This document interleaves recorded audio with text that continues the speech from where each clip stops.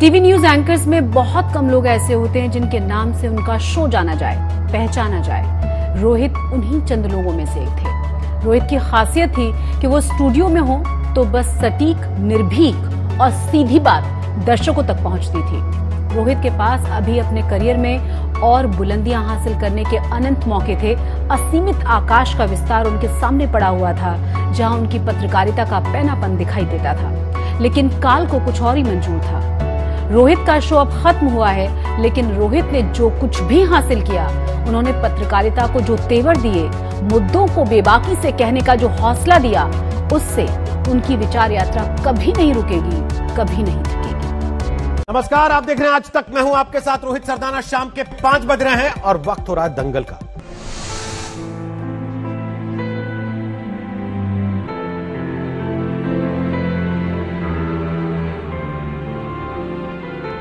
देश की धड़कनों के साथ जुड़ी हुई ये आवाज खामोश हो गई। नमस्कार, आप देख रहे हैं आज तक। मैं हूं आपके साथ रोहित सरदाना। शाम के 5 बज रहे हैं और वक्त हो चला है दंगल का। हो गया, सारी वैक्सीन आप ही मांग रही है ना, और तो देश में कोई है ही नहीं जो ये कह रहा हो कि वैक्सीन चाहिए। हम भी वही कह रहे हैं, लेकिन कहने का एक सुर है, एक लहजा, एक तरीका है, और उसी पे मैंने सवाल पूछा था, आपको चुप गया। यहाँ सबको समझ में आ रहा। देश के ज्वलंत मुद्दे के दंगल में जवाब देहों से सवाल पूछने वाली आवाज अब सिर्फ यादों की थाती रह गई। ये असल में मसला वैक्सीन पाना नहीं था, मसला बवाल बनाना था, जिसमें आप कामयाब हैं इस समय। तो रोहित जी, आपको लगता है कि वैक्सीन ना होने पर देश में सरकारें? मेरा सवाल बड़ा सीधा सा है सुप्रिया जी, मुझसे लड़ने की आवश्यकता नहीं है, लोगों के प्रति मेरे से लड़ने की आवश्यकता नहीं है। मेरा बड़ा सीधा सा सवाल है, आपको वैक्सीन चाहिए था, आपने स्वास्थ्य मंत्री से बात की। मैं आपसे लड़ भी नहीं रही हूं। आपको वैक्सीन पाने के लिए स्वास्थ्य मंत्री के पास जाना था या मीडिया प्लेटफॉर्म पे प्रेस कॉन्फ्रेंस करने जाना था? इलेक्ट्रॉनिक मीडिया की दुनिया में जैसे वज्र गिर गया। देश के जाने माने और आज तक के चैनल के दिग्गज एंकर रोहित सरदाना को काल ने हम सभी से छीन लिया।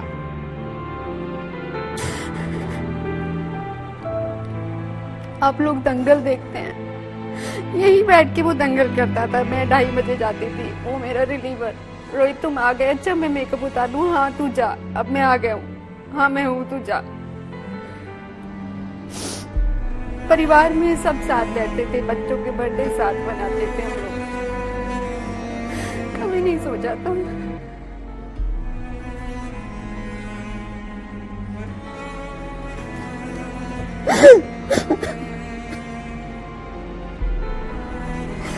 अभी कोई खबर आए। I still believe. हम इतने फोन लेते हैं, मैं किसी को भी फोन करूँ, बोले नहीं वो ठीक है, वो आ जाएगा वापस।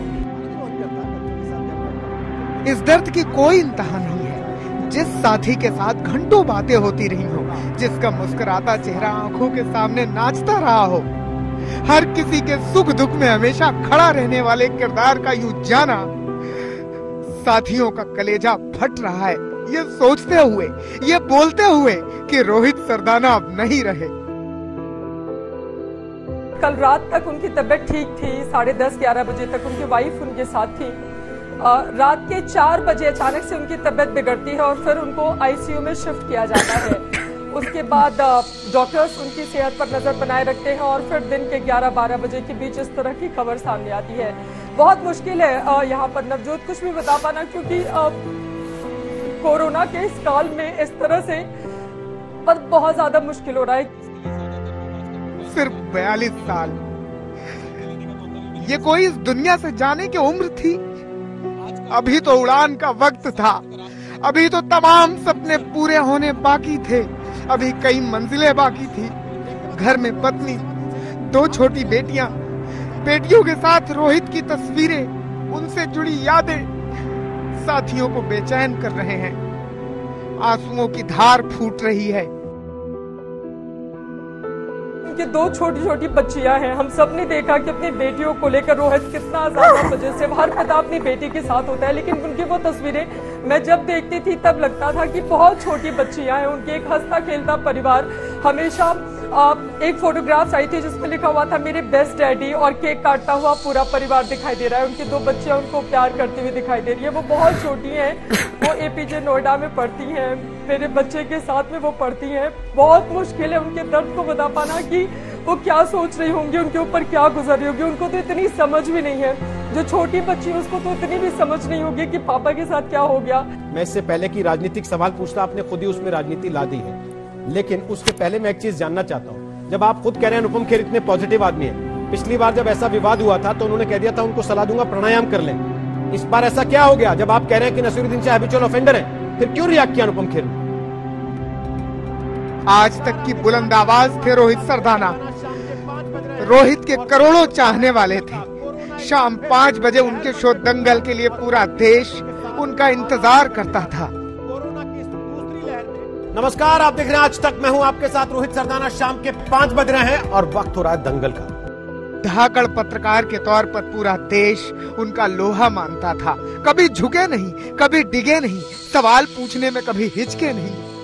और इंटरव्यू था, आप कह के बार बार बात को घुमाना चाह रहे हैं। उसी इंटरव्यू में उन्होंने नसीर साहब ने बोला ना अनुपम खेर के बारे में, या तो अनुपम खेर के बारे में जब सवाल आया तो वो बोल दिए होते कि भाई अनुपम खेर पर इंटरव्यू कर रहे हो क्या मेरा? रोहित जी, जिस चीज पर इंटरव्यू कर रहे हो उस पर रहो। जब उन्होंने कहा साइकोपैथ, उन्होंने कहा क्लाउन, तो जवाब तो आएगा ना सामने से। कभी सोचा नहीं था कि देश के सबसे होनहार पत्रकार के लिए, टेलीविजन के सबसे बेखौफ एंकर के लिए और अपने सबसे अच्छे दोस्त के लिए था शब्द का इस्तेमाल करना पड़ेगा। कोरोना की रिपोर्टिंग करते हुए ये भयावह सच हर जगह देखा। कभी सोचा ही नहीं कि इतने करीब से देखना पड़ेगा। रोहित सरदाना, मैं उनकी पत्रकारिता की स्टाइल की फैन थी और हूं भी।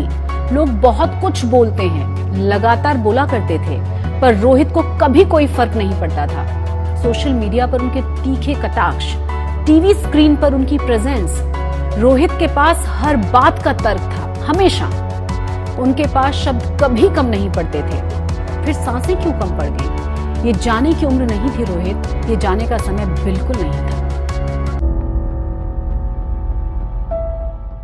तुम तो कभी नहीं हारते थे। इतना सरल नहीं है, तुम मांग लो सदस्यता। देखो मैं टीएमसी से नहीं हूं ना अभी। नहीं टीएमसी से रहता तो मैं भी कोशिश कर लेता शायद। जिंदगी का दंगल कैसे हार गए रोहित? तुम्हारे पास तो हर सवाल का जवाब था।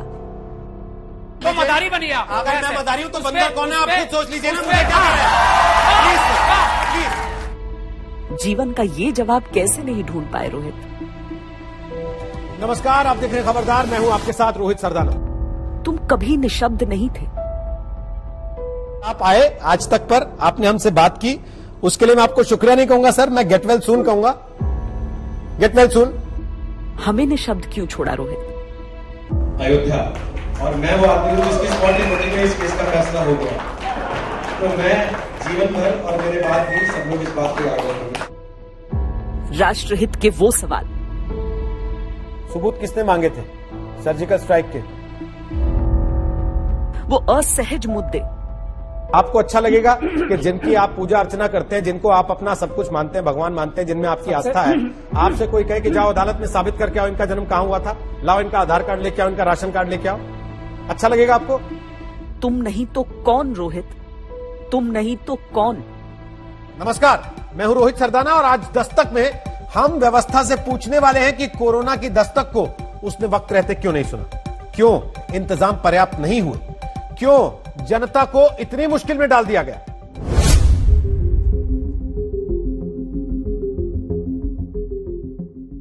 जब यह सब बीत जाएगा, या तो हम भी बीत जाएंगे या हम फिर मिलेंगे तो आंसुओं के साथ, फिर मिलेंगे बीते वक्त के साथ।